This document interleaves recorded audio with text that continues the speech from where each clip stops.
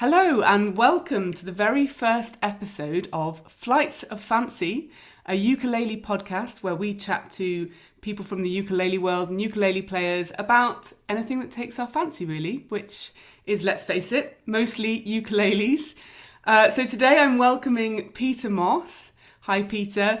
Peter's coming to us from the UK. He's a ukulele teacher and player, obviously, and he's been associated with the ukulele for over 50 years. Is that right, Peter? It is 52 years. It's pretty scary when I think about it, but it hasn't been all in one go, though. There has been a break, but I'll tell you more about that later. Okay. Well, before we start talking then, would you like to start us off with a song? Sure, let's try this. Well, I'll tell you, I'm going to spare you my voice. I'm going to play an instrumental. Can I do that? Absolutely, yeah. Please do, yeah.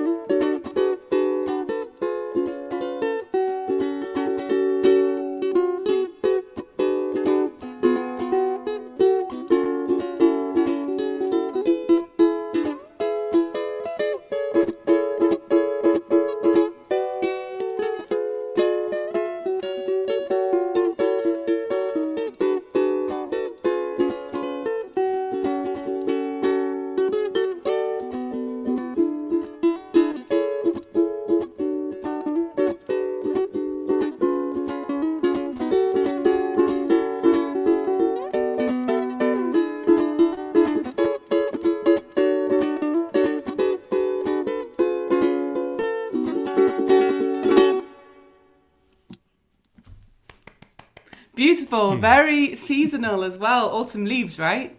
Yeah, absolutely. Yeah, I thought I'd drop that in. Perfect. Yeah, at the time of recording, it's the 2nd of November. Yeah. And well and truly into autumn now. And I also matches my top. So thanks, Peter. You matched your song to my outfit. It's almost as if it was planned. Well, not that level of detail. Thanks very much for playing for us. So Peter, can you tell us more about how long you've been playing? You said 52 years, but with a break in between. Could you tell us more about that? Sure, yeah. So it was for my 8th birthday. My parents bought me a ukulele. They could see I was interested in music. My late father, he played guitar. Because he played guitar, I wanted to play guitar. And he had this huge, as I remember, it was huge compared to my size at the time, Spanish guitar, and he played in a band acoustically, and he changed the strings from the nylon strings to the steel strings so he could be heard. So this thing was almost impossible for him to play, let alone me with my size of hands and grip and everything, you know. So I tried and tried. I couldn't do it. I cried. Yeah. But my dad could see I was really sort of keen on music, you know, and wanted to do something. And he'd come across in the war years a ukulele. And he knew it was a similar tuning, didn't quite understand the difference, but he knew if he could start me on that, at least I could be playing something that was manageable. And as I say, for my 8th birthday, my parents bought me my very first ukulele with a plastic fingerboard, which was moulded, and a screw going through it there and there. You know, it was just, it was horrible to think about it now. But I played it and played it and played it. And what happened was my dad sort of ran out of ideas of what he could actually show me. So he introduced me to other people who played the ukulele, and we just grew this ukulele family when I was 8, 9, 10 years old. And everywhere I went, somebody showed me something. So this carried on for, well, until I was 16. I had won national competitions. I was the first person to play melody of my age group, under 16. I was the first person to win the All England Championship for playing the William Tell Overture on the ukulele. I've seen your video on YouTube of you playing that. Yeah, it's crazy, isn't it? Yeah. So, but I was doing that when I was 12, so it's hard to think now. I mean, I struggle with it nowadays, I must admit. But so at 16, things begin to change when you're a teenager, don't they? There's other attractions, and basically if you wanted to date, at the time, a ukulele was not the cool thing to play at all. Right. So I'd got all this wonderful sort of chord structure and technique and fast rhythm and jazz and swing and the William Tell Overture, as I mentioned, but it just didn't have any street cred. I picked up a guitar, I played 3 chords on the guitar, and suddenly I was like a guitar god. And it was crazy because it was like 3 chords, and the pain you have to go through to learn all those difficult chords and everything on the uke. Yeah. To 3 chords, they thought I was wonderful. So guess what I did? I stopped. Completely stopped. Yeah. Put the uke down. Yeah. And did you continue playing guitar then after that? Yeah, 35 years. Wow. And many styles. So that allowed me, because I had a good idea of chords and chord structure and harmony and things like that. I also picked up the bass, the electric bass, which I really enjoyed. So I played in sort of rock bands. I had to get that out of my system. Mm-hmm. So the old leather jackets and everything and leather trousers. Right, and get the street cred. That's right. Yeah. And we were playing, the band was playing colleges and universities and everything. It was really cool to tap into this audience who I didn't know. And my aim was to try and be not as big, but as kind of as popular on the guitar as an act as I was on the uke. And over the 35 years, through different bands and doing solo work, I managed to achieve that. Because through the 80s, I'd say I was one of the most renowned in the northwest of the UK as a solo act, as a multi-instrumentalist, because I played clarinet, saxophone, guitar, a little bit of this and that. I could do harmony, which allowed me to do things like the Beach Boys, or then I could bring it up to date at the time, which was doing Queen and that sort of thing. So it was great to be able to do that. And but the trouble is, with bands, if you've been in bands, the problem is trying to keep people together. And I'd had so many bands that were so good and so tight and making money as well. Right. And then your lead singer disappears. What do you do? It's so hard.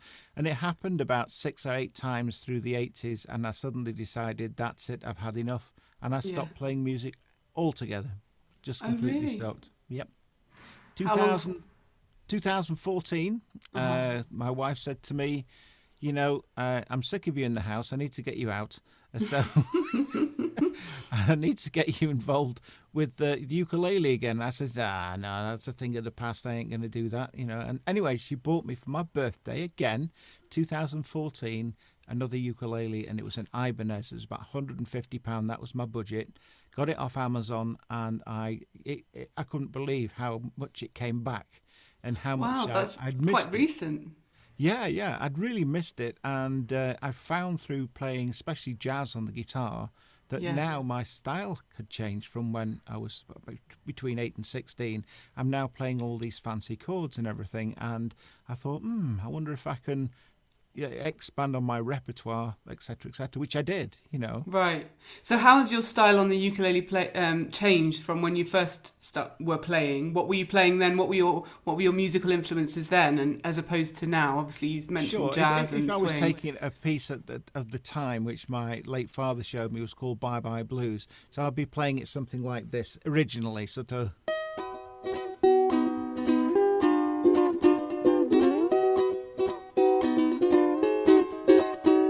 So everybody knew the piece I was playing, but then once you get into the jazz side of things, you can replace all those chords with these sort of, all those things. So you get this. So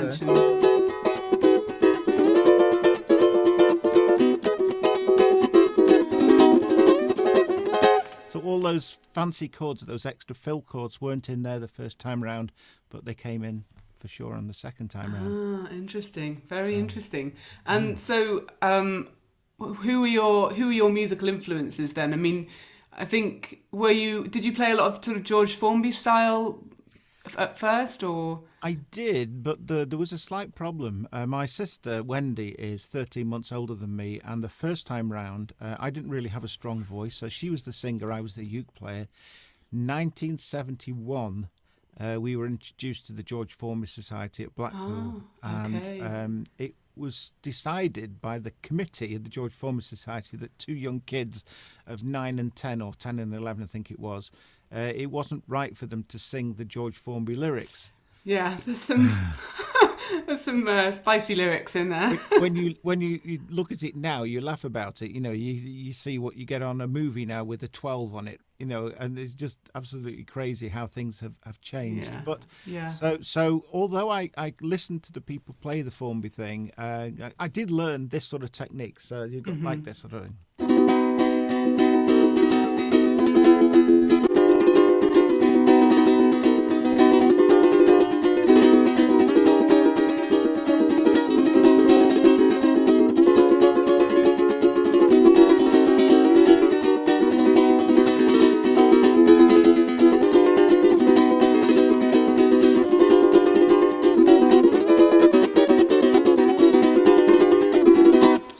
Anyway, yeah, sounds amazing. So that was the Formby technique, but I used to use it in things like "Rockin' the Uke" by Roy Smack, and so I could do the same rhythm, sort of.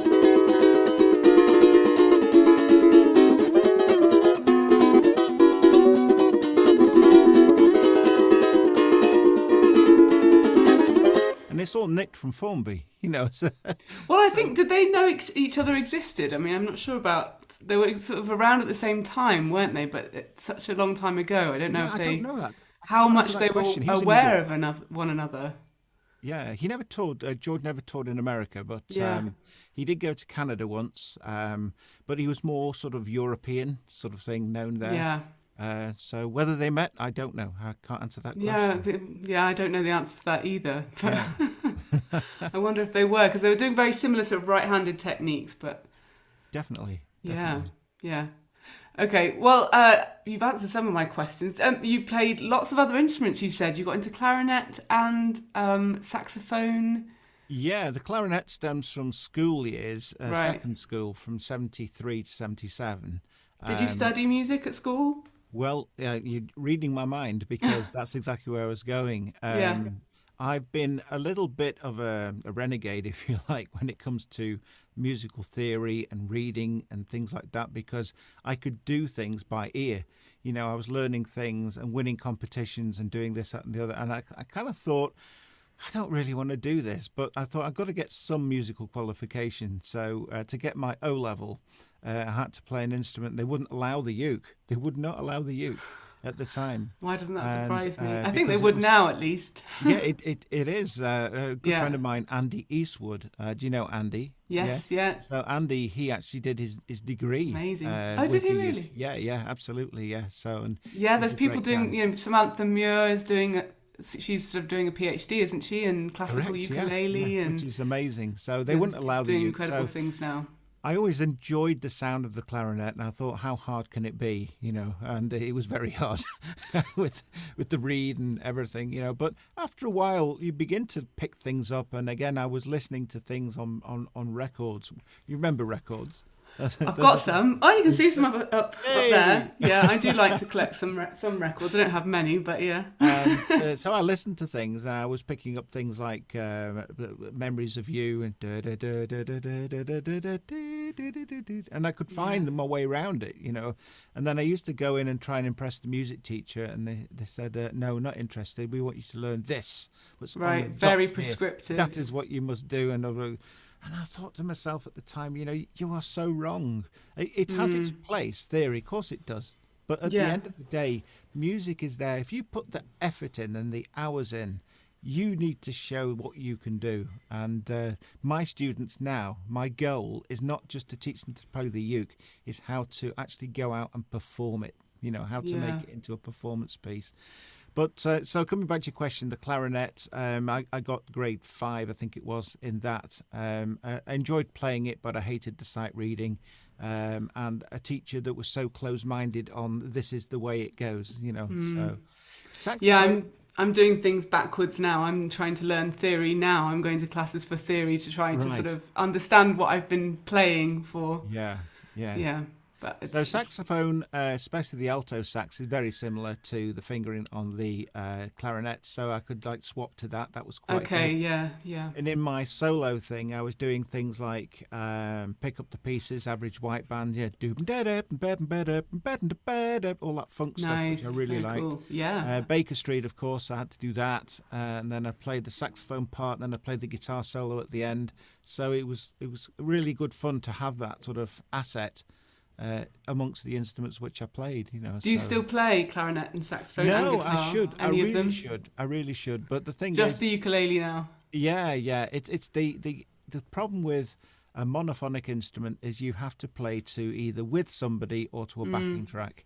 You know, as sweet as it is, just on its own, it just doesn't work. Yes, I live with my partner plays trombone, and I have to live through some of the and it's just it's not as easy to listen to on its own, is it, as like playing the ukulele or the guitar, for example. That's the thing. Guitar, it's quite funny you should mention that, because I was at a party last Christmas, and somebody brought a guitar out and said, "Do you play guitar?" And I said, "Yeah, I play guitar." I picked it. I was lost. I could not believe trying to put ukulele chords on short time. Yeah, because I'd really concentrated many hours since I picked this up again. And stick a capo on the 5th fret and play the top 4 strings. Playing guitar, isn't it? It was the width of the neck. It was the fact that suddenly I was playing down here rather than up here. So the whole thing was really weird.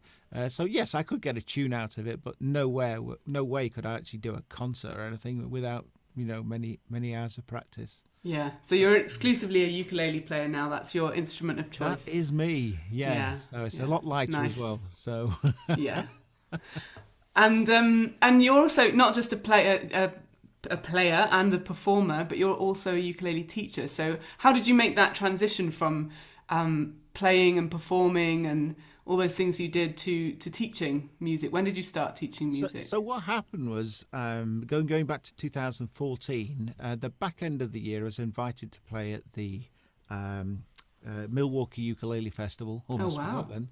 And then 3 gigs within Florida, which were all ukulele groups. Then Dayton, Ohio, then back to the UK, then the first offer from Australia came. Now, the reason for mentioning all those places is everywhere you went, they didn't just want a concert, they wanted a tutorial or a workshop. Yeah. And I got to really enjoy doing it, Okay. And then somebody said to me, well, why don't you, as a sideline, when you're not doing your gigs and your tours, just have something you can just do, and just help to keep your name out there. Which I did. I did that for about 2 years on YouTube. So you started on YouTube. So you started workshops on the festival circuit. And workshops in the festival circuit, and then how could I embellish some of the songs that they were playing? Within the sort of ukulele groups, and that how could you play more substitute chords or little endings like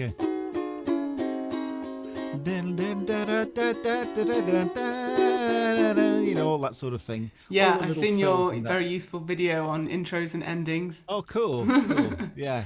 And somebody suggested to me there's a platform called Patreon. I hadn't a clue what that was, where basically you could talk about music, you could teach, you could be doing sculpture. And basically you make a video of yourself, put it out there, and if people like it, they pay a subscription to watch the next one and the next one and the next one. It's on a monthly rolling thing. Yeah. And I got to thinking, maybe I could do this more for the individual rather than a group.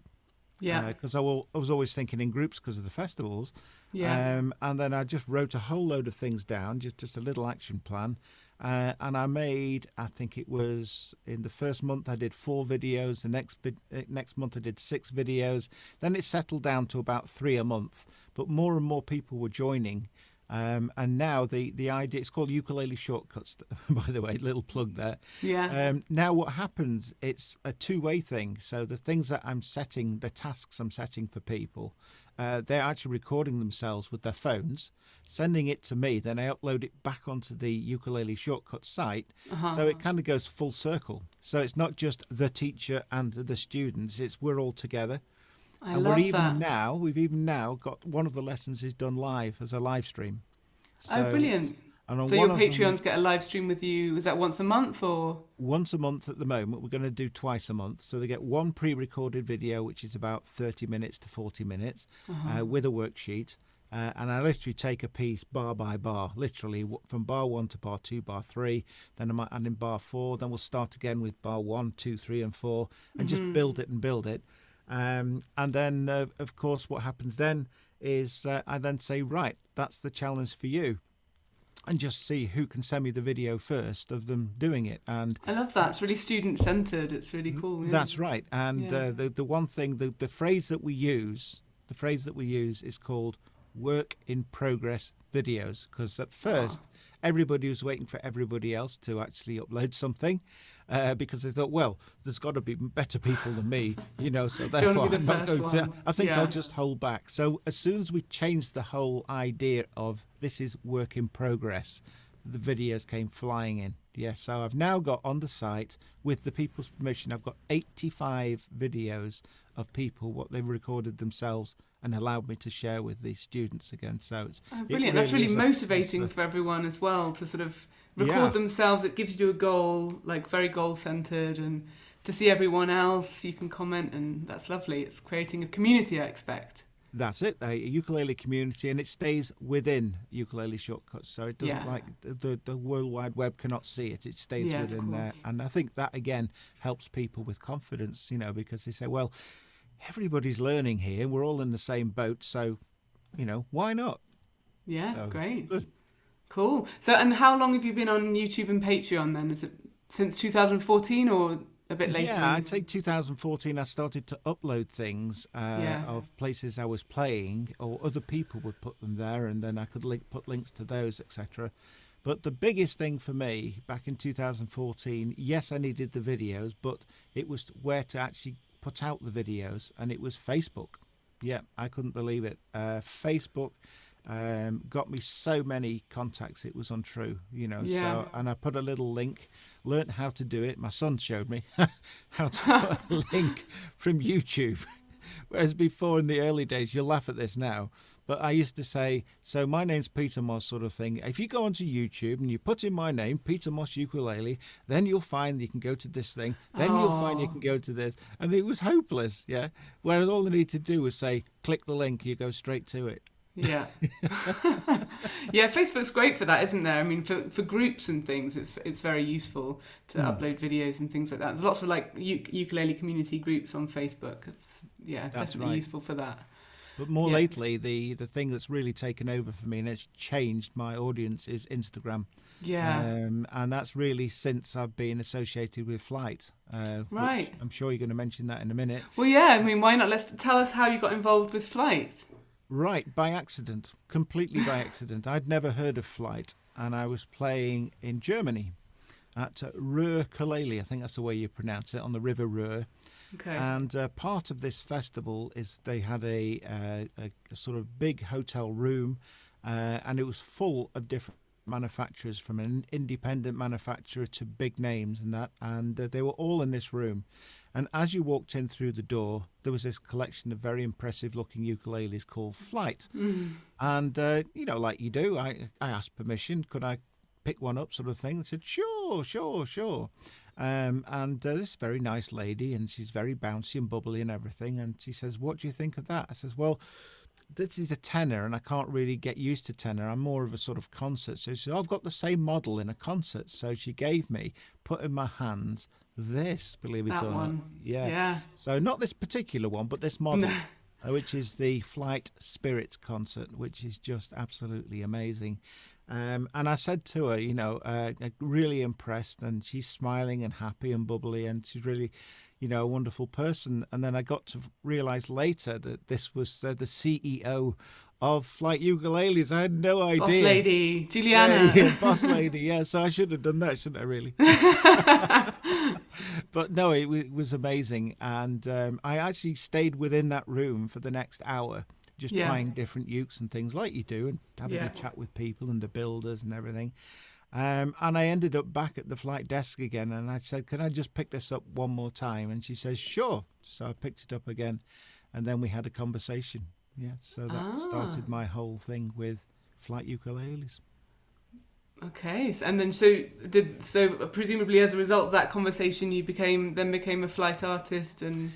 Yeah, which was amazing, because I'd never heard of flight. I knew they played well, and I said, well, I've got a very busy calendar coming up in back end of 2019 into 2020 and everything like that. Mm-hmm. Basically, Juliana said, do you want to take this with you, this ukulele, and have your photo taken with it and videos and everything?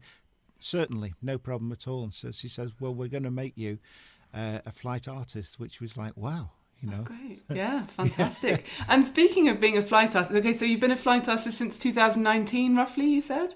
Yeah, and so, had a full calendar for 2020, and we all know what happened next. Yes, of course. Everything went on hold a bit. Yeah. So you didn't get to do as many festivals. I want to come back to actually talking to you about festivals in a second, but since we're on the subject of flight and flight ukulele, well, we know that there's been some teasers out there. We know you're getting a signature flight ukulele made with your name on it. Can you tell us anything about that? I know you've released some sneak peeks on your Instagram and your Facebook. Could you tell us how that came about and what we can expect from the Peter Moss signature model? Right. Well, it was a complete surprise. Let me say that to start with. I had no idea. And when Juliana was speaking with me, I thought that she was going to build a one-off custom uke, and was asking me about materials and things like that. I think she was just testing the water, as it were. Okay. But I had no idea that they were even contemplating doing a Peter Moss ukulele, which was just like, wow, Yeah. What an honour. I mean, I know I've been playing a long time. I've played at a lot of places, but, to have your name on a uke, I don't plan on sort of leaving this planet anytime soon, but to have a legacy. This guy was here, his name on the uke sort of thing. Probably not as big as George Formby or Roy Schmeck, but it's just so nice to be able to say absolutely. That, there'll be sort of collector's items one day, perhaps. That's the thing. Yeah. So I've released some things on Instagram, some sneak peeks of the looks of it from the side and the back and everything, right. And it looks absolutely amazing. Can you tell us any details about the specifications or when it's going to come out? Right, a little bit dark on that, in the fact that it's to do with production and also shipping. Two big problems with what we've got going on at the minute around the world. So initially we were hoping for pre-Christmas. I don't think that's going to happen now, but we are talking early in 2022. Okay, very exciting. What's really good is that dealers have actually picked up on the things I've been putting on Instagram. And saying that, we'll stock those, no problem, which is just great, because now if people do come to me and say, I'd like one of those ukes, where can I get one? You can get one from this guy or that guy or that guy. So great. Literally I've got people in America, in Canada, in Australia, in Europe, all ready to supply these ukes when they Fantastic. And it does look nice. I can't wait to sort of get one in my hands and see what it sounds like. So will it be kind of a bit of a combination between the Spirit and the Voyager? I've got the Voyager up on the wall there, which has got the spruce top. Spruce, that's right. Spruce on the top, mahogany sides, rosewood. Lovely combination. The neck is going to be the same as this, because this is the best uke I've ever played. I'm not just saying that. The width of the neck, everything, the grip necessary is hardly anything, so you can play this for hours on end. The Voyager is similarly comfortable. Why change something? If it's already good, keep it. So you're basically getting the Spirit concept neck, but everything else on the body is changed. Even the scallops are different shape, and it's going to be a unique uke. Yeah, so Okay. and it's in that stealthy black look as well, which is just Yeah, amazing. it's very sort of Bond, the Peter Moss Bond ukulele. For those that haven't seen the pictures, have a look on my Instagram account. But when Gibson Les Paul released a colour scheme, it was called the Sunburst. And for those that don't know, basically it was deep red on the outsides, and as it went more towards the sound hole, it went sort of yellowy. Yeah. So it kind of went from one to the other. Well, this is black, very black on the outside, and as it goes towards the sound hole, it kind of goes silvery grey. So I'm going to call it Moonburst. Yeah, lovely. Yeah, because it's like a dark nighttime ukulele. Absolutely, it is. Yeah. Yeah, that's the cool name. Well, I can't wait to see it. I'm really looking forward to it. Cool. Okay, so let's see. I've asked you about the festival circuit a little bit. Could you tell us a bit more about festivals and maybe your favourite ukulele festivals and how you got involved with those? And maybe, for people who perhaps would like to get involved in festivals when the world starts opening up again, how can you go about doing that? First of all, festivals are amazing, not just for watching the performance or going to the workshops. It's all the chit chat that goes on behind the scenes and the fun, the impromptu jams that happen like at the bar, So it has to be a bar, doesn't there? But things just happen on impulse, and you just have to be willing to be able to say, right, I'm just going to think. I want to see as many people as possible. I want to mix with as many people as possible.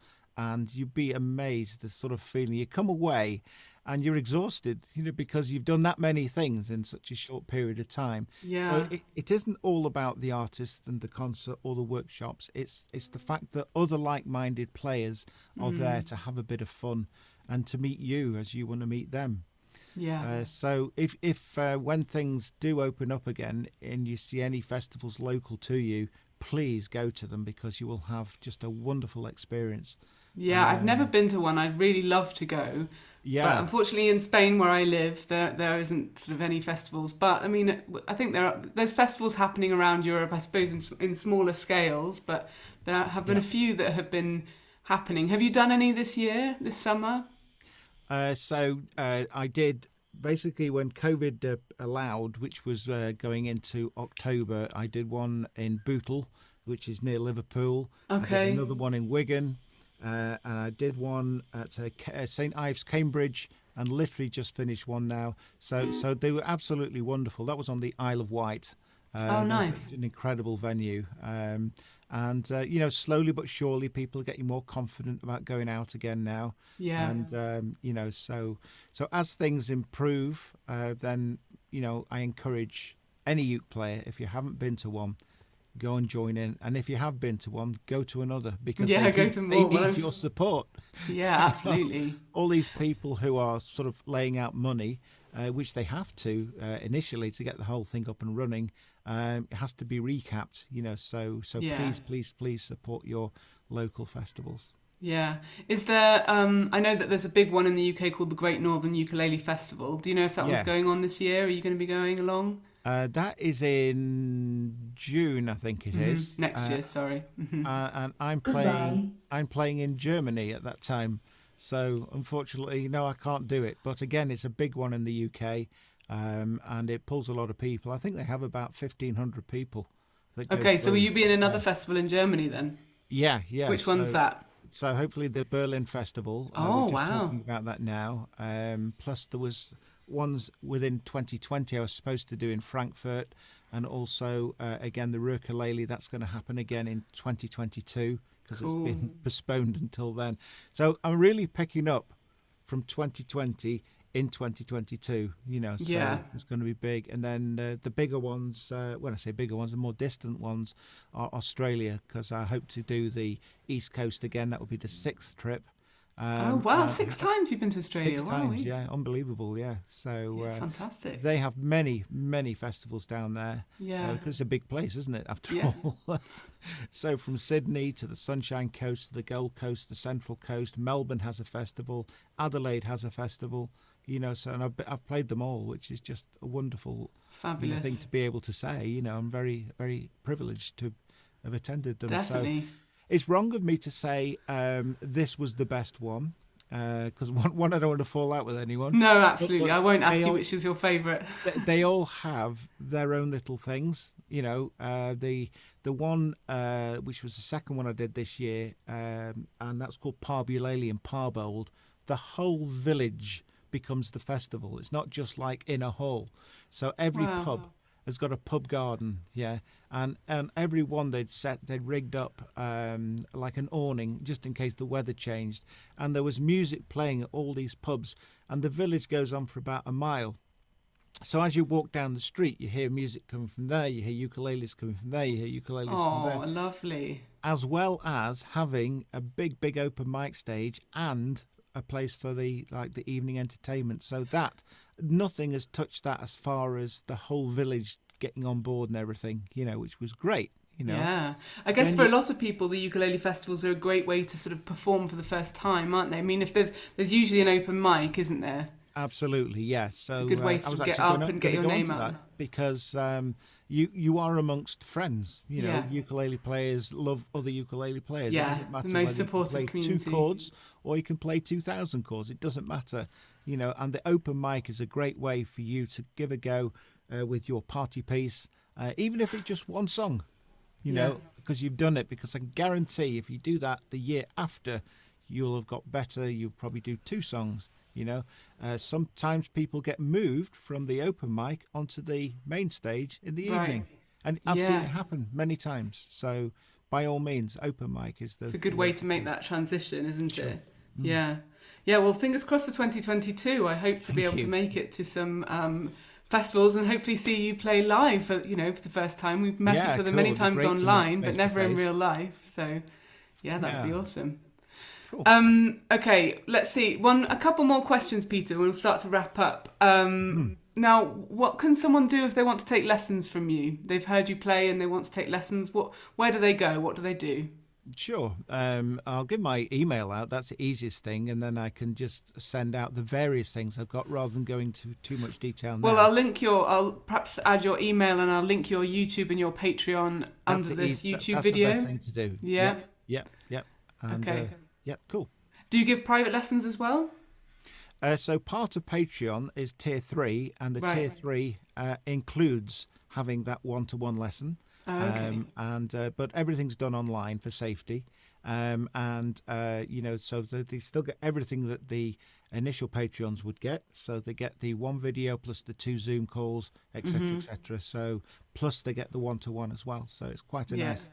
And I can vouch for your teaching skills because I've taken a couple of lessons with you, haven't I, myself? And actually, I think the arrangement of Georgia that you taught me is so beautiful, and I posted it on my Instagram. I think it's my most liked video, so that's thanks to you.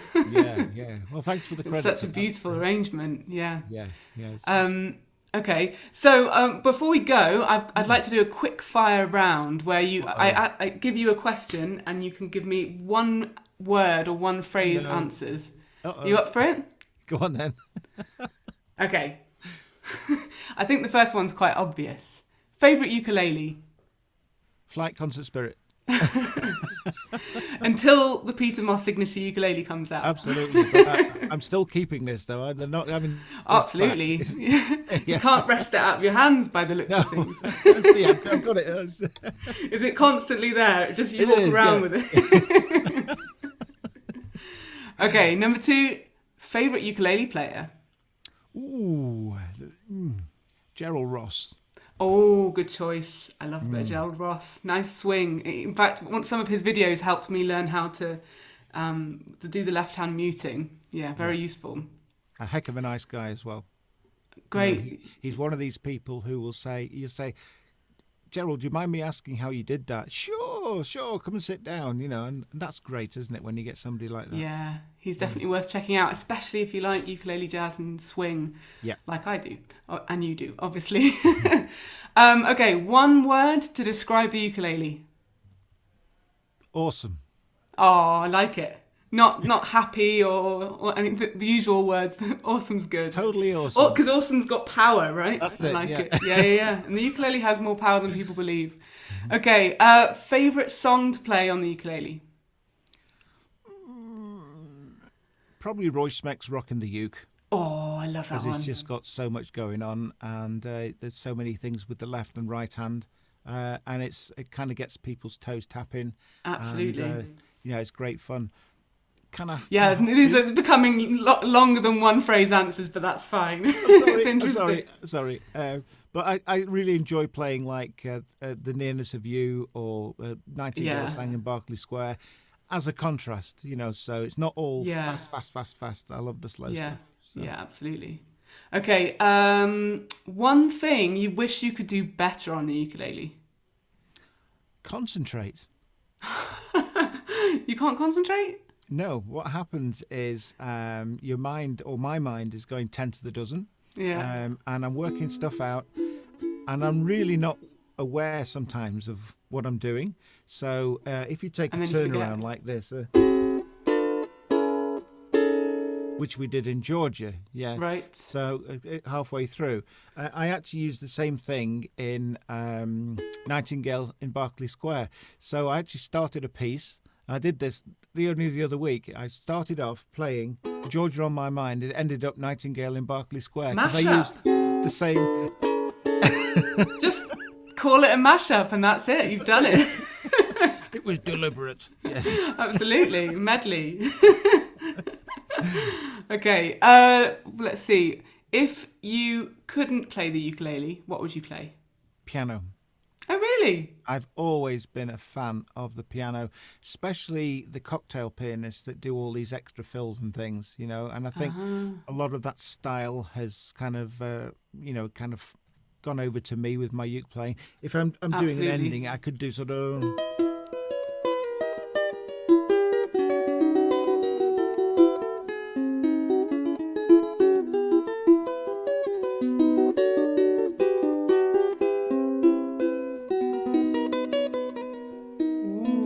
sorts of frilly things, and that's exactly what the pianists do that play the cocktail piano, and I love that style. Lots of beautiful adornments. Yeah. Cool. Okay. Well, Peter, would you be able to play us out with another song, do you think? Sure. Okay. Let's do an up-tempo one then. Here we go. I'm going to put myself on mute here. Oh yeah.